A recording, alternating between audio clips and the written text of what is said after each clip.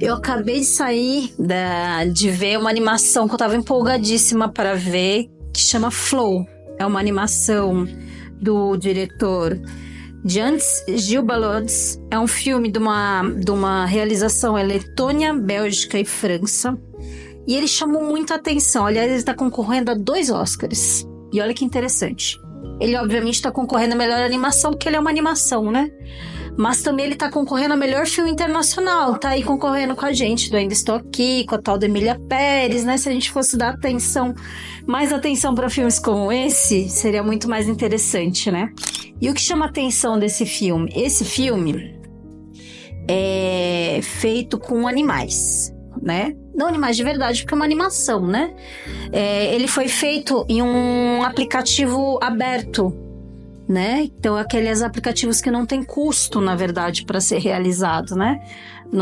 A animação. E ele é feito somente com animais, sem nenhum diálogo humano e sem nenhuma animação, né, do personagem. Porque a gente tá acostumado a ver filmes do Rei Leão, do Ursinho Pooh, ou qualquer outro animalzinho, que fala e tem comportamentos humanos, né? E neste filme, os animais que participam do filme são animais com comportamento animal e que emitem sons, cada um com o próprio animal que ele é. E é lindíssimo, é um filme lindo, tá? Então, o que ele conta, né? Ele mostra um gatinho preto. E é a história desse gatinho preto que a gente está acompanhando, porque a gente vê o mundo que ele está vivendo através de como ele está vendo o mundo nesse momento. As sensações que a gente tem seriam as sensações que esse gatinho está tendo. Então mostra ele correndo numa mata, ali, num jardim. E daí, de repente, encontra um cachorro que vai atrás dele. E daí mostra ele fugindo do cachorro. Porque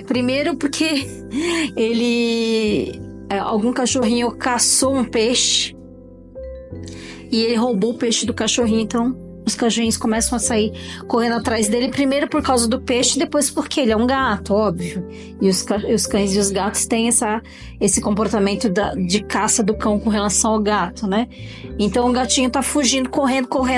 Quando eles chegam em determinada área, os animais, ele consegue desvencilhar, dos cães, e os cães continuam correndo, porque encontraram um coelho, um outro animal, né, no meio do caminho. Então eles saem correndo atrás do coelho, e o gatinho conseguiu fugir para um outro lado. Mostra como ele é um bicho esperto, tal, independente, que sabe se virar e tal. E daí, daqui a pouco, ele tá bem quietinho ali no canto dele, né, porque ele conseguiu fugir dos cães e tal. E começa a voltar todos os cachorros, assim. Ele fala, caramba, o cachorro deve estar voltando atrás de mim, né? Então ele fica meio apavorado que os cachorros estão voltando. Mas os cachorros passam por ele, vão embora e continuam correndo muito. E daí vem muitos outros animais da floresta correndo também, todos na direção contrária. E quando ele olha para trás e vai ver, a água vem inundando tudo. E ele quase é afogado, né? Ali por essa água.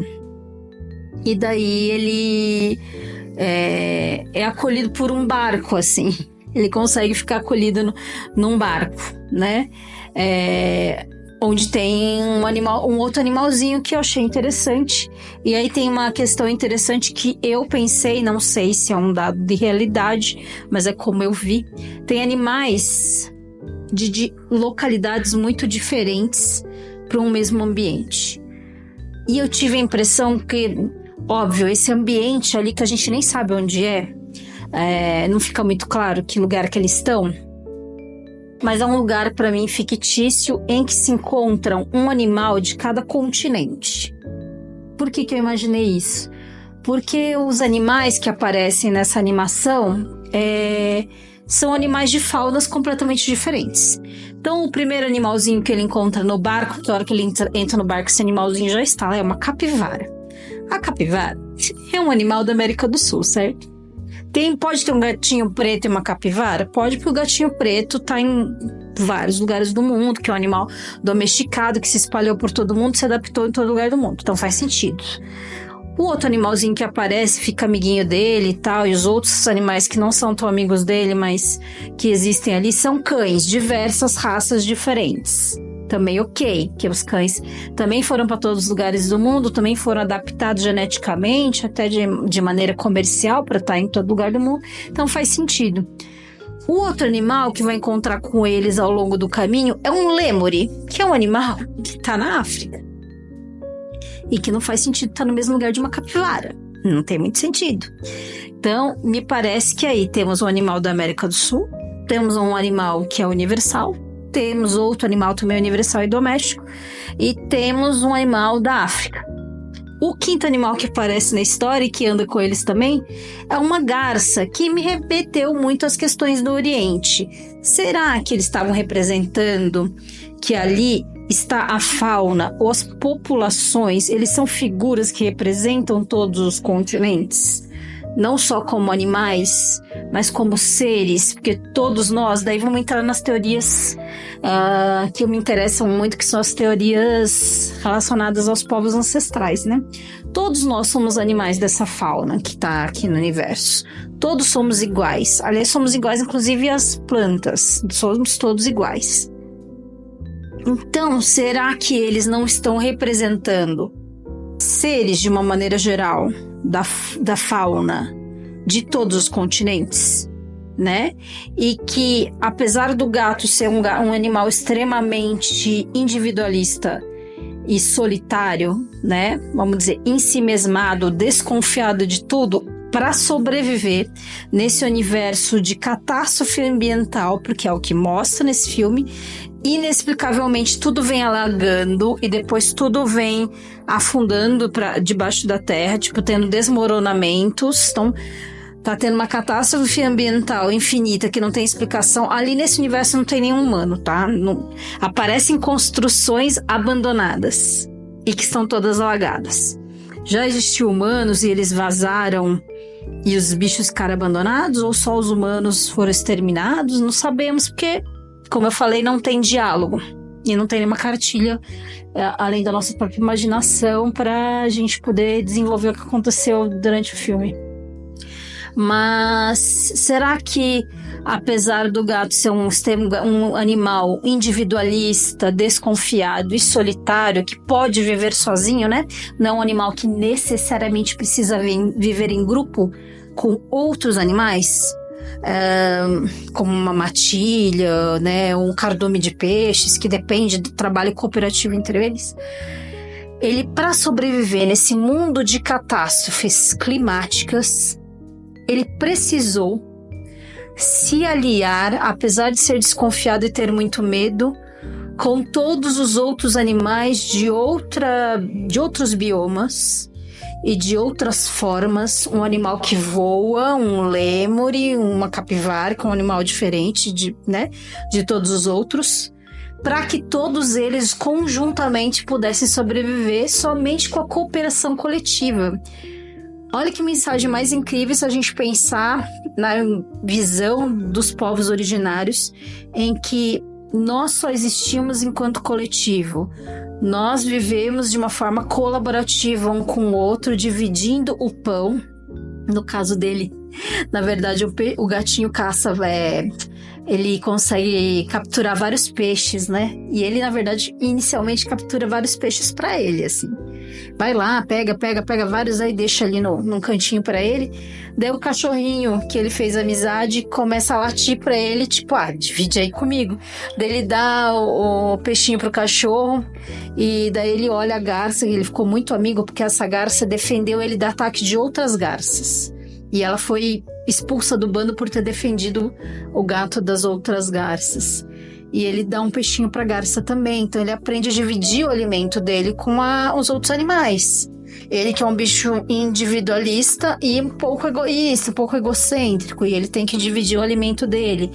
Para salvar a si mesmo, eles têm que salvar os outros. Isso é muito interessante, né? E me parece essa mensagem de que nesse mundo catastrófico que a gente está vivendo e que está por vir cada vez mais catastrófico, nós só vamos sobreviver se nós somos colaborativos um com o outro. Se a gente souber compartilhar, se a gente souber ser flexível, voltar atrás e aprender o comportamento do outro, entender o comportamento do outro e tolerar e absorver e aprender com esse comportamento do outro, né? Só assim que a gente vai conseguir entender as diferenças também, né? Que um é capivara, muitas vezes mostra ele roncando ou com um cheiro muito forte, que é um bicho que não tem menos higiene que um gato, por exemplo.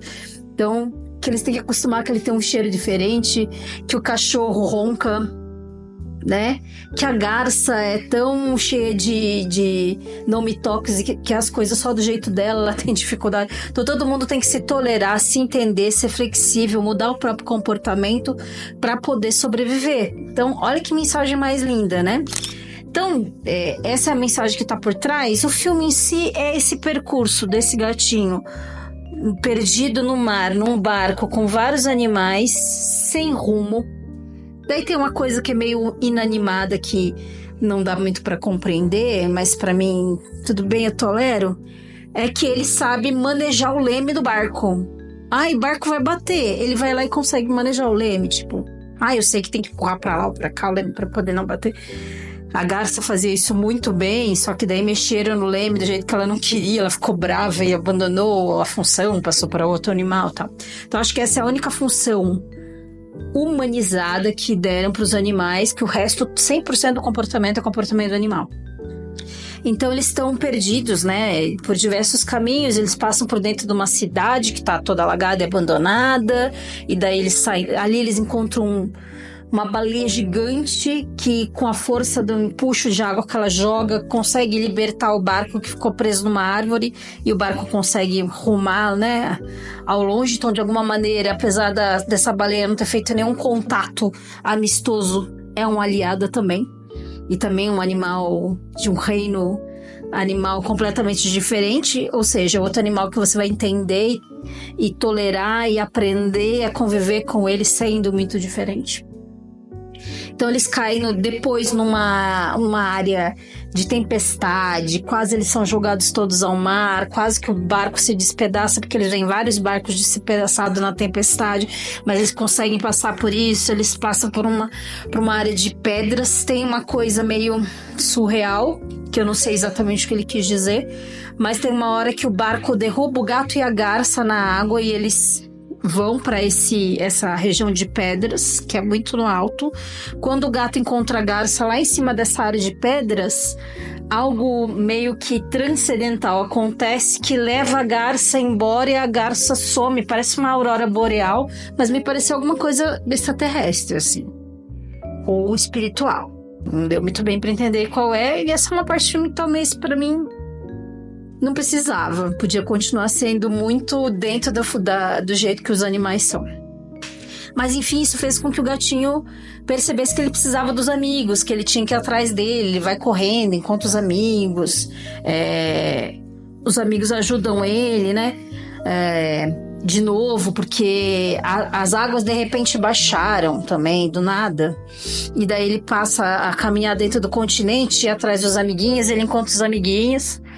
E os amigos já estão, né, dentro de um barco que está pendurado numa árvore.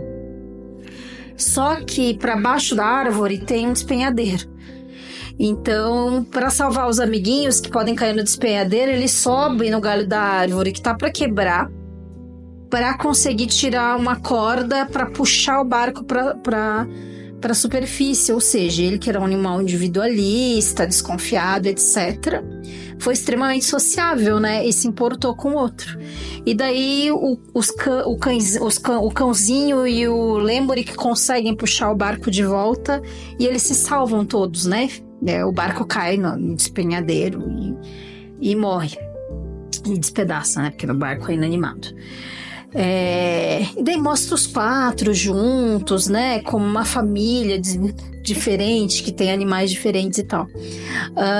Daí, uma hora depois, assim, o gatinho tá correndo, porque ele viu um bando de alces correndo de novo na direção contrária. Acho que ele ficou meio apavorado, achou que pudesse ter outro desastre de novo. Ele encontra a baleia, que quando tudo estava inundado, ela estava no seu próprio ambiente, certo? Porque ela é da água. Quando as águas baixam, e ela cai num continente. E ela tá morrendo, porque não tem água ali onde ela tá. E ele mostra um gesto de afeto, né? Que o gato, quando não tem um afeto, ele se esfrega, né? Nas pessoas, esfrega nas pernas das pessoas quando a gente tá passando e tal. Então ele se esfrega na baleia, compadecendo com o sofrimento dela. Do tipo, nossa, não tenho o que fazer por você, mas eu tô aqui, vou ficar junto contigo e tal. E depois mostra os animais todos encontrando a baleia junto com ele. E daí o filme acaba. Ele falou, pô, que triste, né? A baleia morreu e é isso. Não tem explicação nenhuma e tal. E daí, numa cena pós-crédito, aparece essa baleia de novo num ambiente aquático. Alagou tudo de novo? Parece que sim, né? Porque aqueles animais todos tinham fugido de novo, né? Os alces tinham fugido de novo. Igual aconteceu lá quando teve a primeira inundação. E ele foi atrás desses alces querendo ver para onde eles estavam fugindo. Mas de toda forma parece que essa baleia sobreviveu. Pode ser de uma maneira mágica ou não. Pode ser transcendental também, sei lá. Que ela morreu e esse é um universo em que ela sonha que está vivendo também.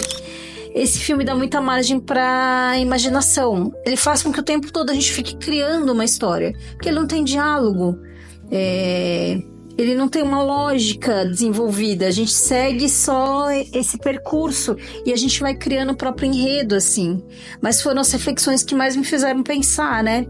Da cooperação entre os animais corresponder à cooperação que os humanos deveriam ter, né? Da necessidade da gente mudar do jeito que a gente é e ter uma personalidade mais flexível, compadecida do outro, que a gente saiba dividir o que a gente tem, né? Então esse filme mostra coisas belíssimas, sem nenhuma palavra. E merece muito mais do que um musical com muitas palavras cantadas.